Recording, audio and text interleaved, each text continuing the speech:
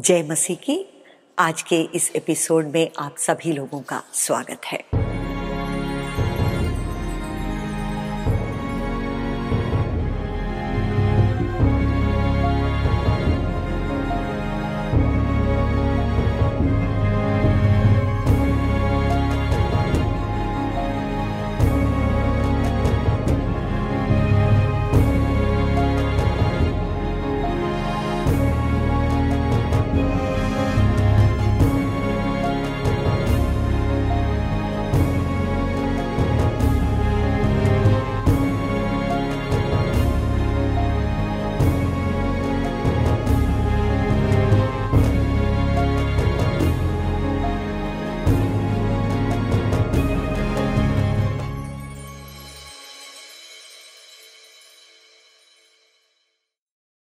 आज हम विशेष तौर से एक आत्मिक रहस्य के बारे में एक साथ हम अध्ययन करेंगे। वो ये कि जो आत्मिक युद्ध हमारी जिंदगी में है वो किस तरह से होता है, क्योंकि हमने तो ये कभी देखा नहीं कि शैतान हमारे पास आकर के खड़ा है, काला कपड़ा पहन करके आया है, या लूसीफर हमारे सामने आकर के खड़ा है, या वो हमसे कुछ बातचीत कर रहा है। इस तरह की बातों को हम अपनी जिंदगी में नहीं देखते हैं। हो सकता है कभी कभार इस तरह की बातें हो भी जाती हों, पर ज्यादातर ये बातें जो हैं हम कॉमन रीति से अपनी जिंदगी में नहीं देखते हैं। परंतु परमेश्वर का वचन हमें ये सिखाता है कि देखो, एक बहुत बड़ा आत्मिक युद्ध है।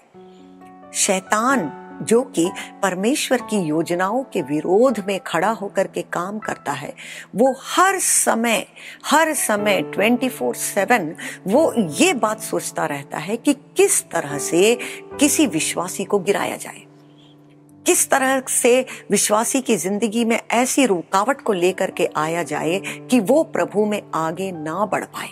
क्योंकि अगर हम प्रभु में आगे बढ़ते हैं तो वो उसके राज्य के लिए एक बहुत बड़ा जो है एक प्रॉब्लम हो जाता है। उसे पता है कि अगर परमेश्वर के लोग वो आगे बढ़ेंगे, वो प्रभु में आगे बढ़ेंगे, वो प्रार्थना करेंगे, वो आराधना करेंगे, वो दूसरे लोगों से सुसमाचार बांटेंगे, तो जो है कई लोगों को वो अंधकार के राज्य से वो छुड़ा करके ले करके आएंगे। तो ये बात आज हम एक साथ मिल करके सोचेंगे कि ये आत्मिक युद्ध सचमुच कहाँ होता है, ये किस तरह से हमारी जिंदगी में प्रकट होकर के आता है। दूसरे कुरिन्थियों का पुस्तक, उसका 10वां अध्याय, उसके 3 से लेकर के 6 तक के वचन को हम एक साथ पढ़ेंगे। क्योंकि यद्यपि हम शरीर में चलते फिरते हैं तो भी शरीर के अनुसार नहीं लड़ते, क्योंकि हमारी लड़ाई के हथियार शारीरिक नहीं पर गढ़ों को ढा देने के लिए परमेश्वर के द्वारा सामर्थी हैं। इसलिए हम कल्पनाओं का और हर एक ऊंची बात का जो परमेश्वर की पहचान के विरोध में उठती है खंडन करते हैं, और हर एक भावनाओं को कैद करके मसीह का आज्ञाकारी बना देते हैं, और तैयार रहते हैं कि जब तुम्हारा आज्ञा पालन पूरा हो जाए तो हर एक प्रकार के आज्ञा उल्लंघन को दंडित करें। Praise the Lord. अगर आप ध्यान से इन वचनों को पढ़ें और मेडिटेट करें तो आपको एक बात समझ में आता है कि हमारे मन में, हमारे माइंड में ऐसी कल्पनाओं को और ऐसी भावनाओं को शैतान ले करके आता है जो परमेश्वर के वचन के विरोध में है। हो सकता है कई बार शैतान इसके पीछे ना हो, खुद हमारे सेल्फ में से, हमारे जो स्वयं में से, जो मैं हम अपने बारे में जो सोचते हैं, जो सेल्फिश हम अपने बारे में सोचते हैं, उसमें से उठ करके आने वाली चिंताएं हो सकती हैं। दुनिया या लौकिक जो संसार है उसमें से जो प्रलोभन हमारी जिंदगी में आती है, हो सकता है वो उस कारण से हमारी जिंदगी में ऐसी कल्पनाएं आए। और कई बार ऐसा भी होता है कि डायरेक्टली शैतान जो है ऐसे विचारों को और चिंताओं को हमारे मन में लेकर के आता है। तो ये कोई भी सोर्स क्यों ना हो जाए, हम इसका सामना कैसे करते हैं? ये आत्मिक युद्ध जो सबसे फाउंडेशन लेवल पर, ये आत्मिक युद्ध हम अपने व्यक्तिगत जीवन में इसका कैसे महसूस करते हैं? अपनी चिंताओं में, अपने मन में और अपनी भावनाओं में। आप एग्जाम्पल सोच लीजिए कि हम जो है उत्पत्ति पुस्तक में पढ़ते हैं जेनेसिस चैप्टर 3, आदम और हव्वा, परमेश्वर ने उनकी रचना की और वो कितने खुश हैं। एदन के बगीचे में वो परमेश्वर के साथ इतने खुश हैं, उस संगति में वो जी रहे हैं, उनकी जिंदगी में किसी भी प्रकार की कमी नहीं है। पर इसी बीच में जो है शैतान उनके पास में आकर के एक डिस्कशन शुरू कर देता है और जो कुछ भी आज्ञा परमेश्वर ने उनको दिया है उसके विरोध में सोचने के लिए वो कुछ जो है संदेह उनके मन में ला करके, जैसे मान लीजिए हम बीज बो देते हैं, उस तरह से संदेह के बीज को वो इनके मन में बो देता है और कहता है कि ऐसा एक प्रेरणा उनमें लेकर के आता है। वो चिंता में शुरू होता है, भावनाओं में शुरू होता है और फिर जाकर के जो है वो हमारे कर्मों में आ जाता है। और हमें वो कहानी पता है कि किस तरह से उसने जो है हव्वा को अपनी ओर प्रेरित कर लिया, अपनी ओर खींच लिया और वो उस पेड़ में से उसने फल को खा लिया जो कि परमेश्वर ने मना किया था। यही वो टेक्निक है और वो स्ट्रेटजी है जिससे शैतान हमेशा काम करता है। वो आकर के परमेश्वर के वचन के विरोध में और परमेश्वर की कल्पनाओं के विरोध में हमारे मन के अंदर ऐसी चिंताओं को और भावनाओं को और कल्पनाओं को लेकर के आता है। तो हमें क्या करना चाहिए? इस आत्मिक युद्ध को हम कैसे जीतेंगे?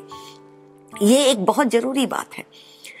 आपको क्या करना है कि हमेशा जैसे एक सिपाही जागा रहता है हर समय, है ना, एक आर्मी का जो एक ऑफिसर है या सिपाही है, जब वो बैटलफील्ड में है जहां पर युद्ध हो रहा है तो वो वहां पर जो है बिल्कुल अलर्ट बैठा रहता है, क्योंकि कहां से शैतान आए वो बात को देखने के लिए उसको जागे रहना पड़ता है।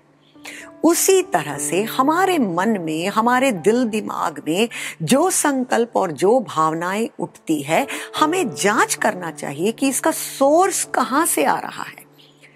क्या ये हमें शांति दे रहा है? क्या ये हमें प्रेम में बढ़ा रहा है? क्या ये हमें भाईचारे में बढ़ा रहा है? ये चिंता का सोर्स कहां से है?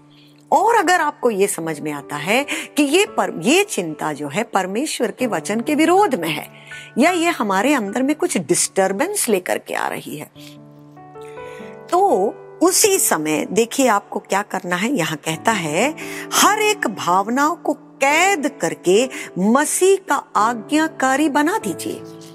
जैसे कि हम किसी चोर को पकड़ लेते हैं, जब कोई देखता है कि कोई चोर है हमारे घर में घुसने आ रहा है तो उसको हम किस तरह से पकड़ लेते हैं, बांध लेते हैं, है ना, और उसका मारपीट करते हैं। इस तरह से जो है हमें ये शारीरिक तौर से नहीं करना है, परंतु आत्मिक रीति से हर एक ऐसी भावनाओं को आपको कैद करके उसको मसीह की आज्ञा में लेकर के आना है। परंतु मान लीजिए अगर आप बिल्कुल ढीले ढाले से अपने आत्मिक जीवन में हैं, कुछ भी आपके मन में चल रहा है, आपके दिल दिमाग में चल रहा है, कोई भी चिंता घुस करके आ रही है और आप उसी को सोचते जा रहे हैं, उसी के ऊपर आप मेडिटेशन करते जा रहे हैं, तो क्या हो जाएगा? अगर वो एक नेगेटिव थॉट है, एक जो है विकट थॉट है, और अगर मान लीजिए आपने उसको अपने मन में जगह दे दिया तो वो अपना घर बना लेगा, वहां वो जड़ निकल जाएगा उसका और आपके अंदर में से फिर नेगेटिव एनर्जी आना शुरू हो जाएगा। आपको खुद ये नहीं समझ में आएगा कि आपको क्या हो रहा है। आपको गुस्सा आ रहा है, आपको चिड़चिड़ापन आ रहा है, परमेश्वर का प्रेम गायब हो गया, शांति आपके अंदर से गायब हो गई, बिल्कुल आपका जो है परमेश्वर का जो एक बहुत जो डीपली एक रेस्ट, एक विश्राम जिंदगी में होता है वो गायब हो गया। आपको टेंशन हो रहा है ना, कई तरह का जो है डिस्टरबेंस आपके दिल में शुरू हो जाता है, विश्वास गायब हो गया, हर चीज में डाउट लगने लगता है ना। तो जब ऐसा कुछ आपके अंदर में होने लगे तो आप समझ लीजिए कि आपने ऐसी किसी चिंताओं को आपने दिल दिमाग में जगह दे दिया है जो कि परमेश्वर के वचन के विरुद्ध में है, और आपको उसको कैद कर लेना। Praise God. ये वो बहुत ही महत्वपूर्ण आत्मिक रहस्य है जो हर एक विश्वासी को अपने जिंदगी में सीखना पड़ेगा ही। अगर आप परमेश्वर में आगे जाना चाहते हैं तो ये बात आपके दिल और दिमाग में बहुत ही क्लियरली जो है आ जाना चाहिए। Praise the Lord, hallelujah. इन वचनों के द्वारा परमेश्वर आप सभी को आशीषित करे। जय मसीह की।